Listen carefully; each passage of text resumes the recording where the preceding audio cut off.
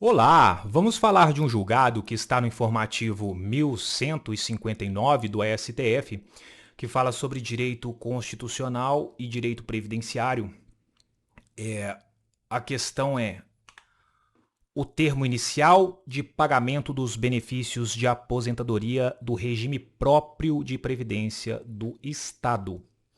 E houve aqui tese fixada. Então, nós temos uma tese fixada em repercussão geral. O que diz a tese? A tese diz o seguinte: é constitucional lei estadual que fixe o mês subsequente ao da publicação do ato concessivo de aposentadoria como termo inicial para o pagamento do respectivo benefício do regime próprio de previdência.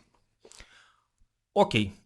E aí, o resumo nos diz o seguinte: olha, não viola a Constituição Federal a norma estadual que estabelece o termo inicial para o pagamento dos benefícios de aposentadoria do regime próprio de previdência social local a partir do mês subsequente, a partir do mês seguinte, ao da publicação do ato concessivo de aposentadoria. Vamos verticalizar um pouquinho o assunto. Primeiro, a gente lembra que a competência legislativa acerca da Previdência Social é concorrente. Isso significa que cabe à União editar as diretrizes normativas gerais e aos estados e ao Distrito Federal legislar de forma suplementar. Isso com base no artigo 24, inciso 12 e parágrafos da Constituição Federal. Até aí tudo bem. E aí, quando eu vou para a Constituição e para a legislação federal, o que eu tenho no âmbito de normatização geral?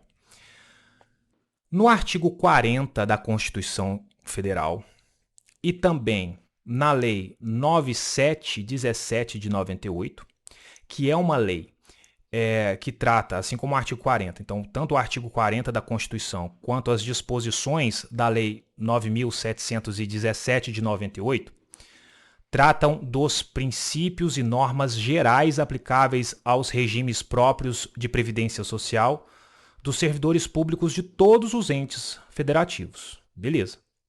Só que nessas disposições normativas não se estabeleceu o termo inicial de pagamento dos benefícios de aposentadoria.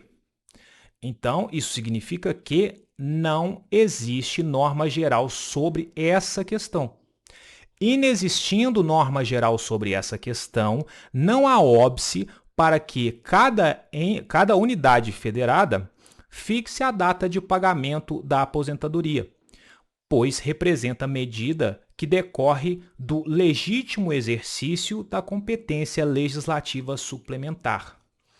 E aí podem vir alguns pontos a serem suscitados aqui. E aí, será que essa norma não violaria direito adquirido? E também será que essa norma ela não estaria estimulando um comportamento moroso por parte da gestão da unidade federativa? E a resposta é não. E aí o Supremo diz: olha, na espécie, a norma estadual impugnada não viola o direito adquirido, previsto no artigo 5º, inciso 36 da Constituição, pois não altera os requisitos para a concessão de aposentadoria, nem o princípio da isonomia, previsto no caput do artigo 5º da Constituição. Isso porque a matéria padece de uniformidade nacional. E também não há se falar em estímulo a comportamento moroso da unidade gestora do sistema previdenciário, diante das particularidades fáticas de cada ente federativo. E aí, o que acontece, a gente pode pensar por um lado oposto, que às vezes poderia até se configurar uma percepção simultânea de proventos de aposentadoria decorrentes do regime próprio com a remuneração do cargo, emprego ou função pública, que é vedado constitucionalmente. E aí ele explica melhor, dizendo o seguinte: olha, até o efetivo pagamento do provento de aposentadoria ao beneficiário, o servidor público continua recebendo seus vencimentos da ativa, motivo pelo qual o pagamento dos proventos desde a data da entrega do requerimento representa desobediência à vedação, como regra, da percepção simultânea de proventos de aposentadoria decorrentes do regime próprio com a remuneração do cargo, emprego ou função pública, que é expressamente vedado, no parágrafo 10 do artigo 37 da Constituição Federal. Certo? Então, de uma forma mais sucinta, essas são as questões principais que fundamentaram esse julgado, esses são os pontos que fundamentaram a resolução da questão e a fixação da tese, que diz que é constitucional, lei estadual, que fixe o mês subsequente ao da publicação do ato concessivo de aposentadoria como termo inicial para o pagamento do respectivo benefício do regime próprio de previdência. Espero que a leitura tenha contribuído de alguma forma aí para o estudo de vocês. Os vejo em um próximo vídeo. Fiquem com Deus e até lá.